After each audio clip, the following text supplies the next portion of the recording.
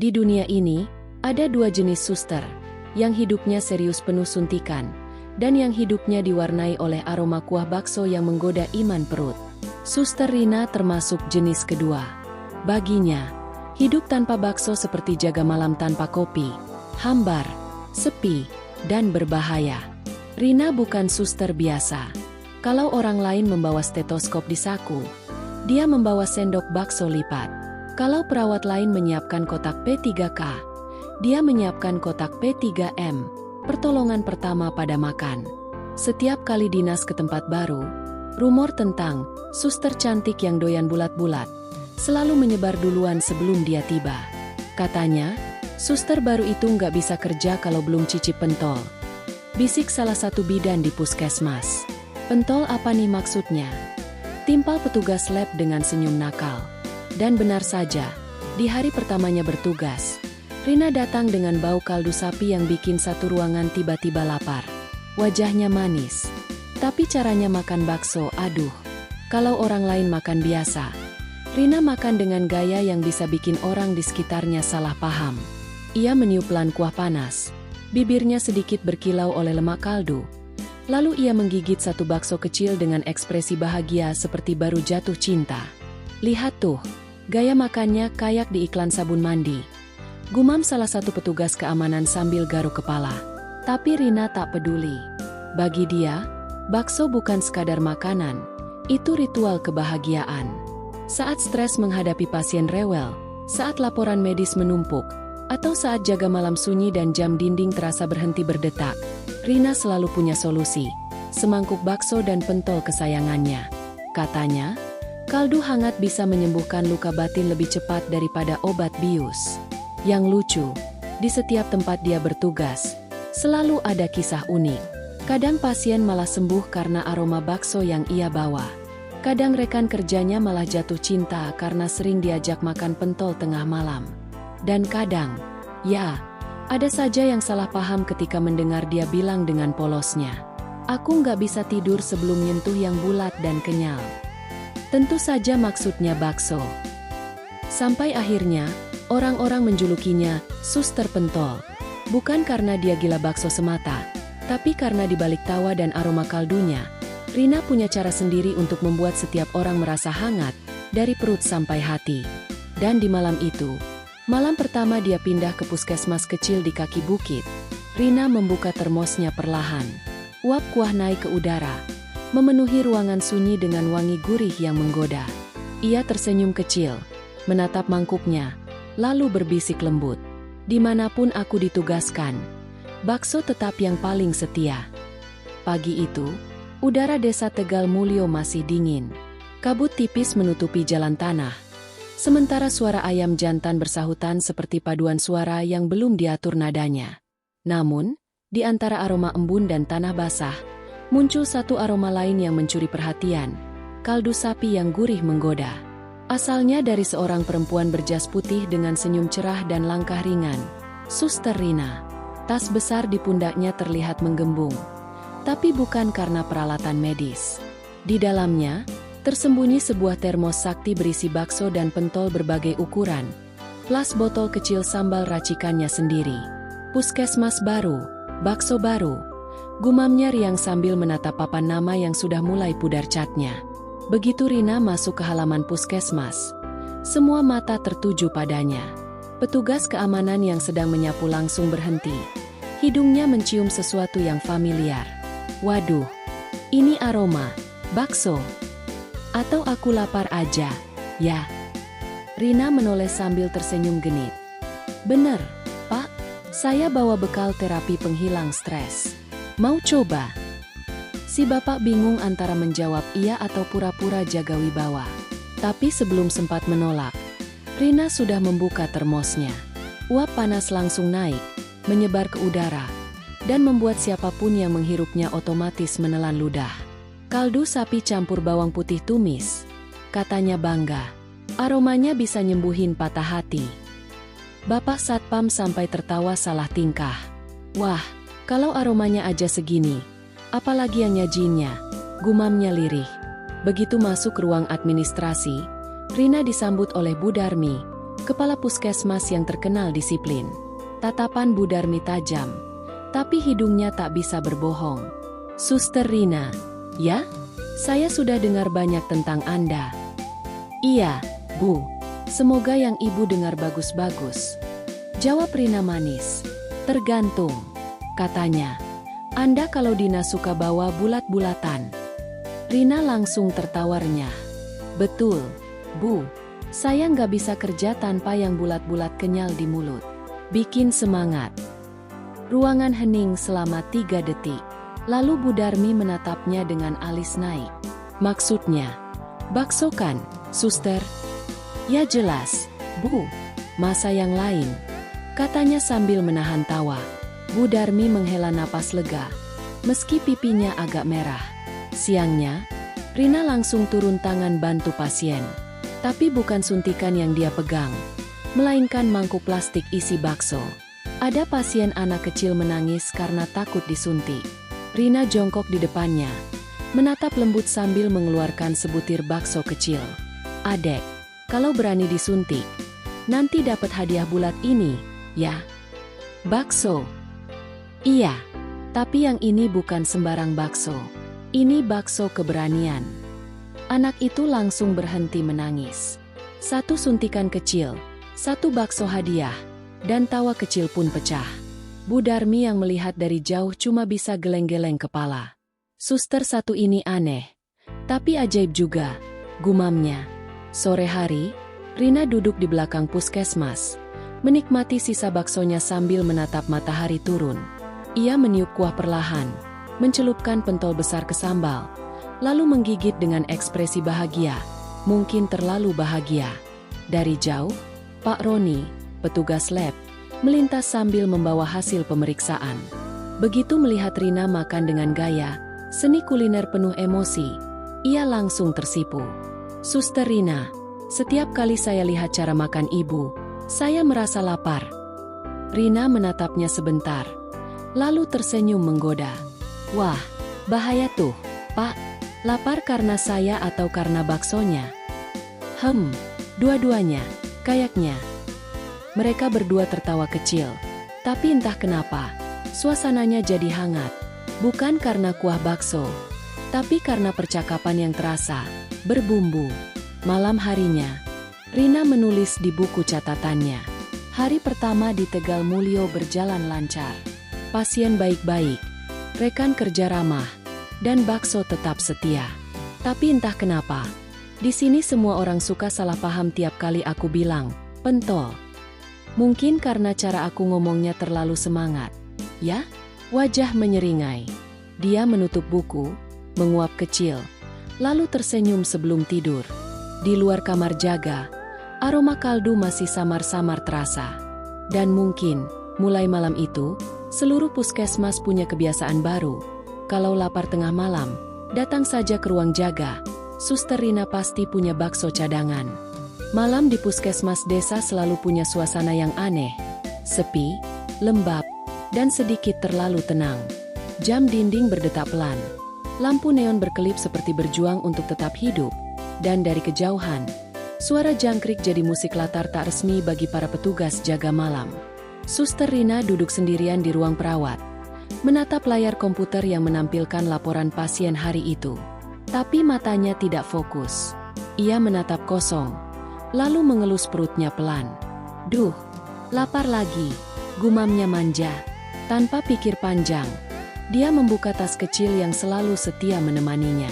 Isinya, bukan alat medis, tentu saja, tapi satu termos besar berisi bakso rebus yang masih hangat, dan wadah kecil berisi sambal merah menyala. Begitu tutup termos dibuka, aroma kaldu sapi langsung memenuhi ruangan. Ini dia penyelamat malamku," katanya sambil memejamkan mata, menghirup dalam-dalam. Sementara itu, di luar ruang perawat, Pak Roni, petugas laboratorium, baru saja selesai mengecek sampel darah terakhir. Dia berjalan ke arah ruang jaga dengan mata setengah mengantuk. Tapi langkahnya langsung berhenti begitu mencium aroma gurih yang menusuk hidung.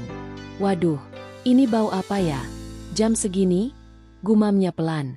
Dia mengikuti aromanya, seperti tikus mencium keju.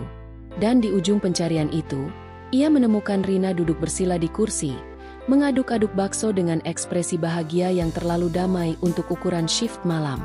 Suster Rina. Jam segini. Makan bakso? Iya dong.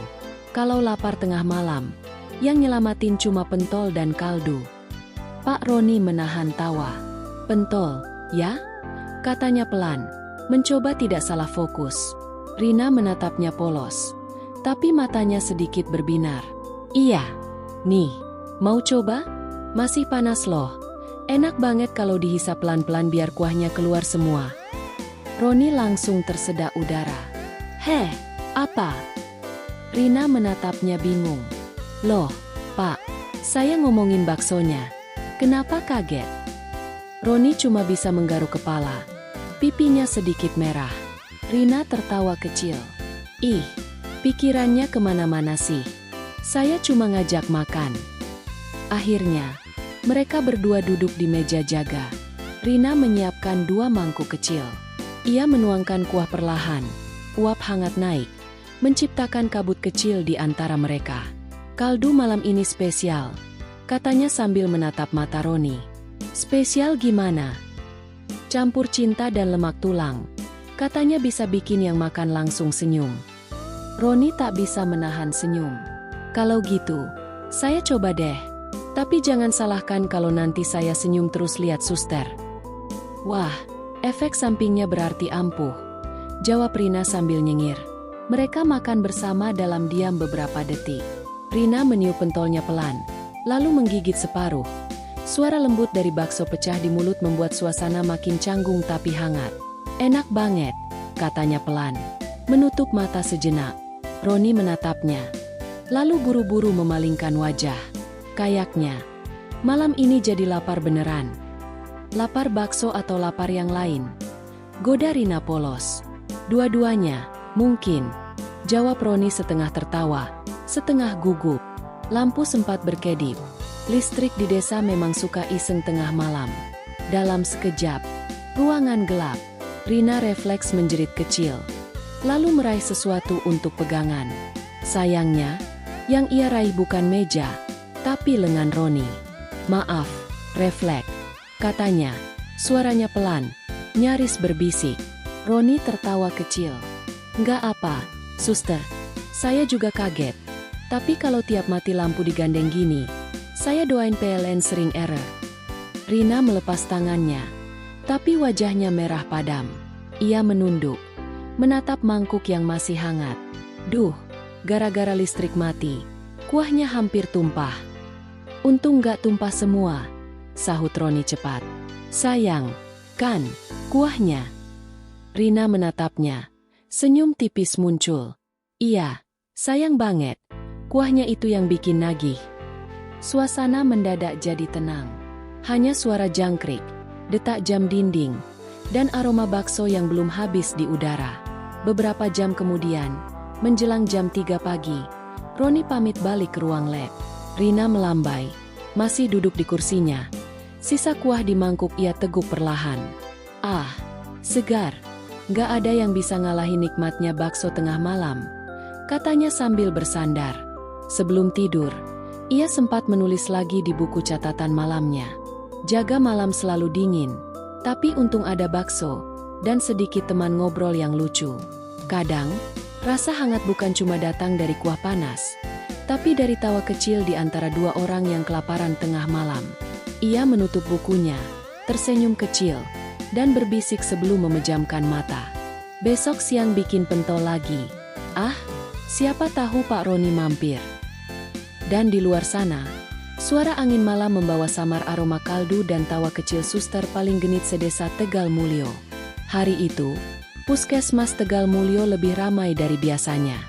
Ada rombongan pasien dari sawah yang datang hampir bersamaan, mulai dari luka kecil, keseleo, sampai yang cuma ingin periksa tekanan darah biar bisa ketemu suster baru. Dan tentu saja, suster baru itu adalah Rina. Dengan jas putih rapi dan aroma kaldu yang samar-samar masih menempel di bajunya, dia sibuk menyambut pasien satu persatu. Selamat pagi.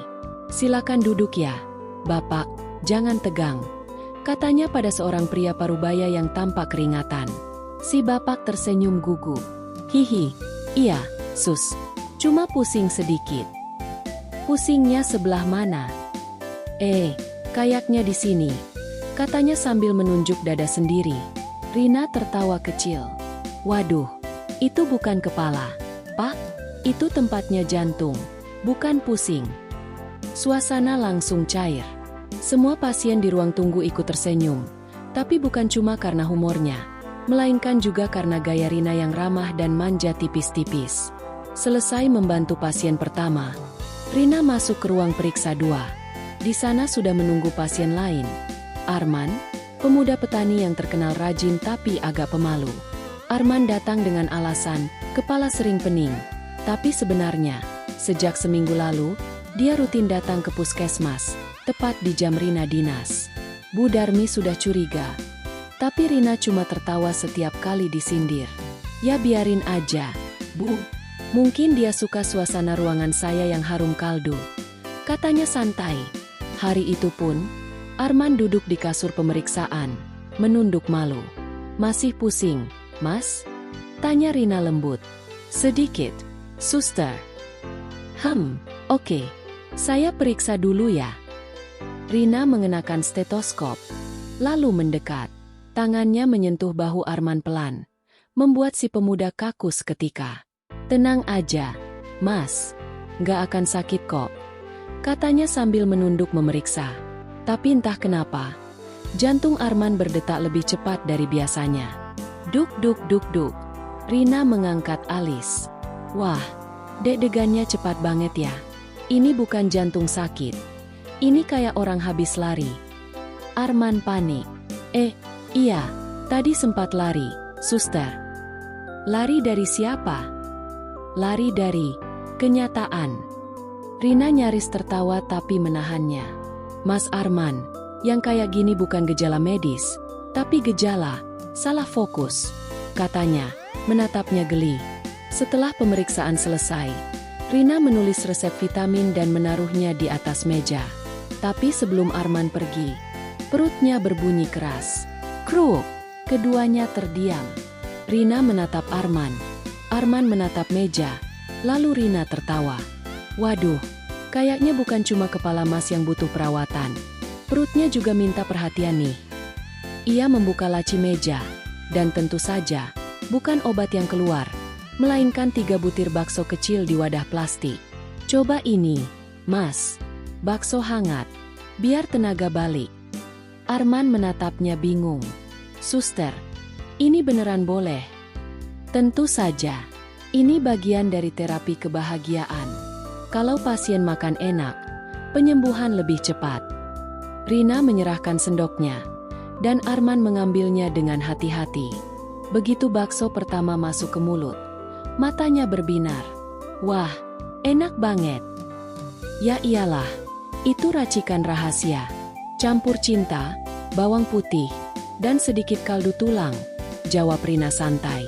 Cinta? Tanya Arman polos. Iya. Tapi jangan salah paham, ya, cintanya untuk semua pasien, bukan khusus buat satu orang. Tapi kalau saya berharap khusus, boleh nggak?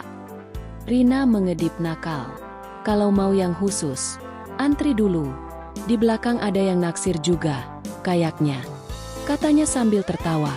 Beberapa menit kemudian, Arman pamit pulang. Tapi sebelum keluar, dia menatap Rina dan berkata pelan. Suster, kalau nanti saya pusing lagi, boleh datang periksa? Tentu, tapi jangan pura-pura pusing cuma pengen bakso, ya. Hehe, kalau pusingnya karena lihat senyum suster, itu termasuk penyakit enggak? Itu termasuk penyakit ringan, cukup diobati dengan 1 mangkuk bakso dan sedikit keberanian. Arman tersenyum malu, lalu melangkah pergi dengan langkah ringan. Rina menatap pintu yang baru saja tertutup, lalu menghela napas panjang. Duh, kenapa pasien di sini gampang banget salah fokus, ya? Gumamnya sambil membereskan meja. Tapi diam-diam, ia tersenyum kecil. Ada rona merah tipis di pipinya. Ia menulis lagi di buku catatan hariannya. Hari ini, Pasien datang dengan keluhan pusing. Setelah diberi bakso, sembuh total. Diagnosis, bukan karena bakso, tapi karena tatapan. Lalu ia menutup bukunya dan mengelus termos baksonya yang sudah setengah kosong. Untung kamu masih ada. Pentol sayang. Kamu selalu jadi alasan pasien datang lagi. Di luar jendela, matahari mulai turun. Dan di ruang periksa 2, aroma kaldu hangat bercampur dengan tawa lembut seorang suster yang tak sadar sedang menjadi alasan banyak jantung berdebar di desa Tegal Mulyo. Hari itu, suasana puskesmas Tegal Mulyo sedikit berbeda. Ruang isolasi yang biasanya sepi, kini terisi satu pasien baru, Pak Hadi, seorang guru SMP yang terkena demam tinggi setelah kehujanan sepulang mengajar. Pintu ruang isolasi ditutup rapat. Di dalam, hanya ada suara alat pengukur suhu dan kipas angin yang berputar malas. Suster Rina berdiri di depan pintu, memegang nampan berisi obat, termometer, dan sebuah mangkuk kecil tertutup serbet. Dari celah serbet itu, aroma gurih yang khas mulai menyebar pelan. Kalau bau kaldu udah nyebar begini, pasti semangat sembuhnya langsung naik. Gumamnya sambil tersenyum kecil. Rina masuk perlahan. Wajahnya tertutup masker tapi matanya tetap memancarkan kehangatan khasnya. Selamat siang, Pak Hadi. Gimana rasanya? Masih demam? Pria di ranjang itu menatapnya lemah. Masih agak pusing, suster. Tapi begitu suster datang, kok kayaknya pusingnya berkurang, ya? Rina tertawa pelan. Hati-hati, Pak. Efek placebonya kuat kalau ngomongnya gitu. Ia menaruh nampan di meja. Saya bawa obat, tapi sebelumnya, saya punya terapi tambahan. Terapi? Rina membuka serbet penutup. Uap kaldu langsung menyapa udara, membawa aroma daging dan bawang putih yang hangat. Terapi bakso hangat. Pak, dijamin bisa bikin badan keringetan. Semangat naik. Pak Hadi terkekeh pelan. Suster ini ya, selalu ada aja idenya. Kalau pasien bahagia, imun cepat naik. Jawab Rina sambil menuangkan kuah ke mangkuk kecil. Ilmu psikoneuroimunologi, atau dalam bahasa sederhana, senyum dulu, baru sembuh. Ia menyendok satu bakso kecil, meniup pelan, lalu menaruhnya di piring kecil di dekat Pak Hadi. Ayo, coba sedikit. Kalau enak, boleh nambah. Pak Hadi menatapnya sejenak, lalu berkata pelan. Suster, jujur, saya jadi bingung. Ini saya sakit atau pura-pura sakit? Loh, kenapa? Soalnya kalau tiap suster datang bawa bakso, saya malah pengen diisolasi lebih lama. Rina tertawa. Matanya menyipit karena senyum. Jangan gitu dong, Pak. Nanti saya dikira bikin pasien betah bukan karena perawatan, tapi karena pentol. Ya, tapi suster sendiri yang bikin suasananya hangat, sahut Pak Hadi. Rasanya bukan cuma dari kuahnya. Rina berhenti sejenak. Ada sesuatu di cara pria itu berbicara. Lembut, tulus, tapi tetap sopan. Ia menunduk sedikit, menatap mangkuk, lalu berkata pelan. Kaldu hangat bisa reda dalam beberapa menit. Tapi kalau hatinya ikut hangat, itu efek sampingnya bisa lama, Pak. Mereka berdua tertawa kecil. Hening sejenak. Tapi bukan hening yang canggung, lebih seperti keheningan dua orang yang diam-diam saling menikmati momen sederhana itu. Beberapa menit berlalu, Pak Hadi mulai terlihat lebih segar. Wajahnya tak sepucat tadi, dan suaranya lebih ringan. Rina memeriksa suhu tubuhnya dengan termometer. 37,2 wah, turun setengah derajat. Baksonya manjur nih. Pak Hadi tersenyum. Atau mungkin karena senyumnya suster. Rina pura-pura tidak mendengar. Nanti sore saya bawakan kaldu baru. Ya, yang lebih kental. Kalau bisa, yang masaknya tetap suster. Loh, tentu saja. Kalau bukan saya, nanti rasanya beda. Kurang cinta. Pak Hadi menatapnya. Tapi Rina sudah sibuk membereskan nampan. Ia tidak sadar. Pipinya sedikit berwarna merah di balik masker. Sebelum keluar, Rina berhenti di pintu dan menoleh sebentar. Pak Hadi. Ya, suster. Kalau nanti sudah sembuh, jangan lupa makan bakso lagi.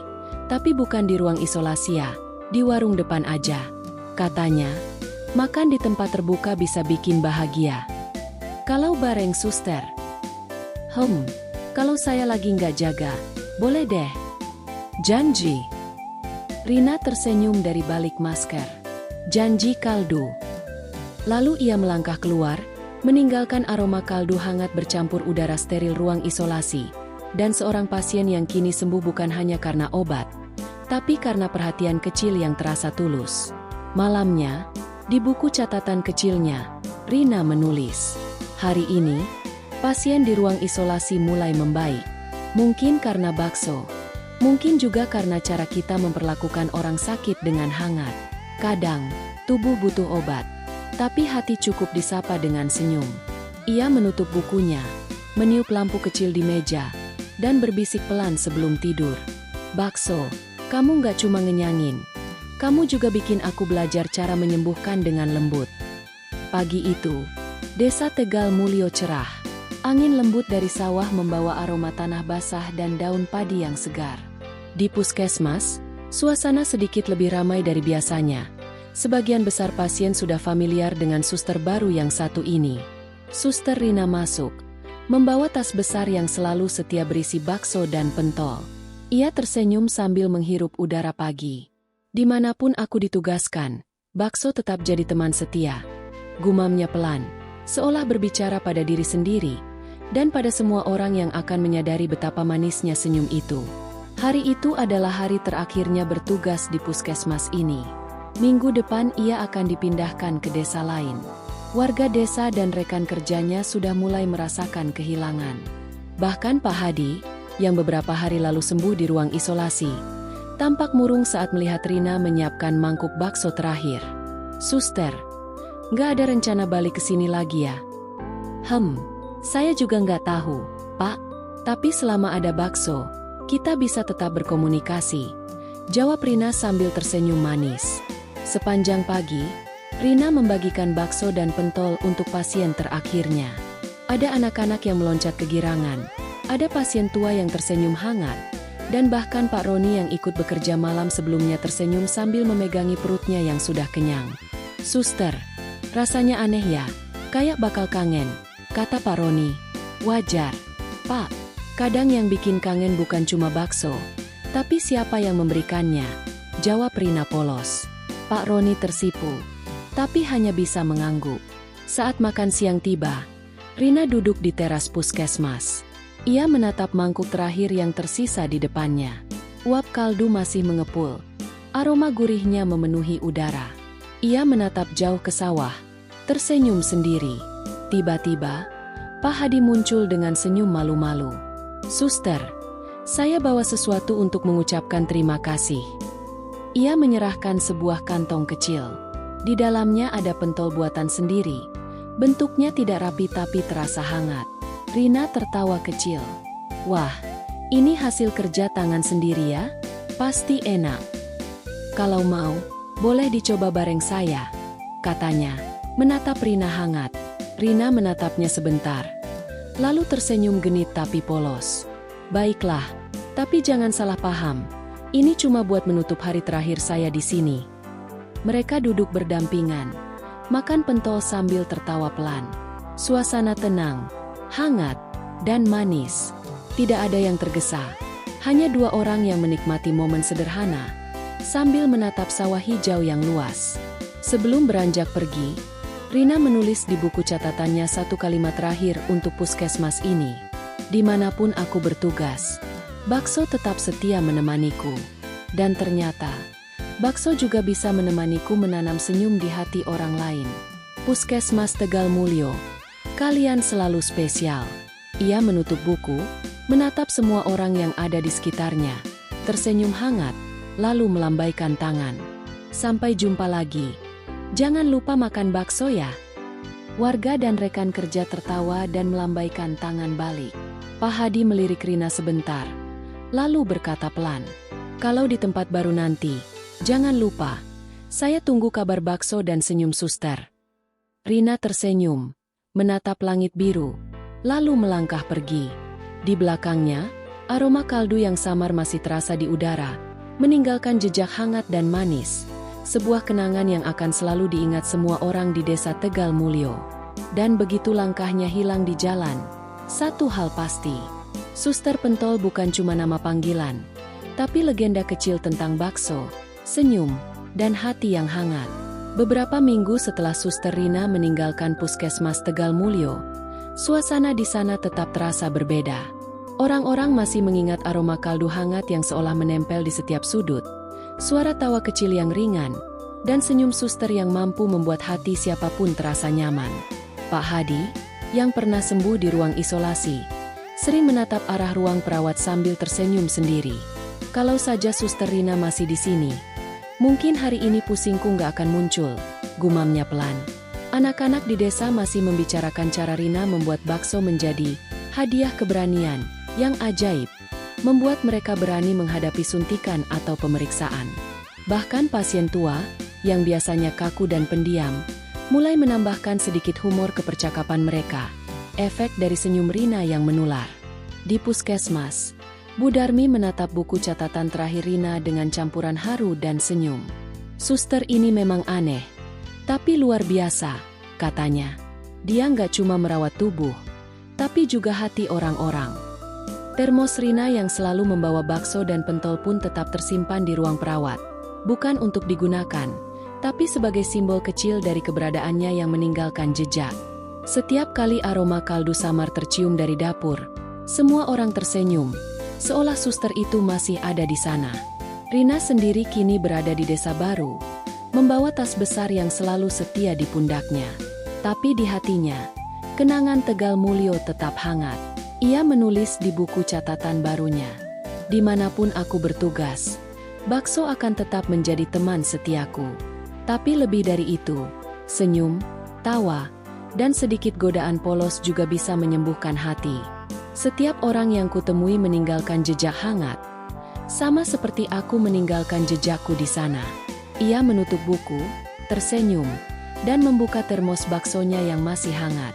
Kalau hati dan perut sama-sama senang, berarti aku sudah bekerja dengan benar, gumamnya. Di desa baru itu, Rina pun mulai bertugas. Tapi seperti biasa, aroma kaldu hangat dan tawa manisnya segera menarik perhatian pasien dan rekan kerja. Sekali lagi, orang-orang tersenyum, sedikit salah paham dengan caranya yang genit tapi polos. Dan sekali lagi, Suster Rina membuktikan satu hal sederhana. Tidak semua penyembuhan datang dari obat. Kadang, sedikit perhatian, senyum hangat, dan bakso hangat bisa membuat hati merasa sembuh juga. Dan di suatu sore yang tenang, Rina duduk di teras puskesmas baru, menatap matahari yang mulai tenggelam. Ia menutup buku catatan, meniup uap bakso, dan tersenyum kecil. "Aku suster, aku penyelamat lapar dan hati, dan bakso selalu jadi senjataku," katanya pelan, lalu menatap jauh ke sawah di depan. Di udara, aroma kaldu yang samar masih terasa. Dan sekali lagi, dunia seolah tersenyum bersama Suster Pentol, sang legenda kecil yang mampu membuat siapapun merasa hangat, kenyang, dan sedikit jatuh hati, hanya dengan senyum, bakso, dan hati yang tulus.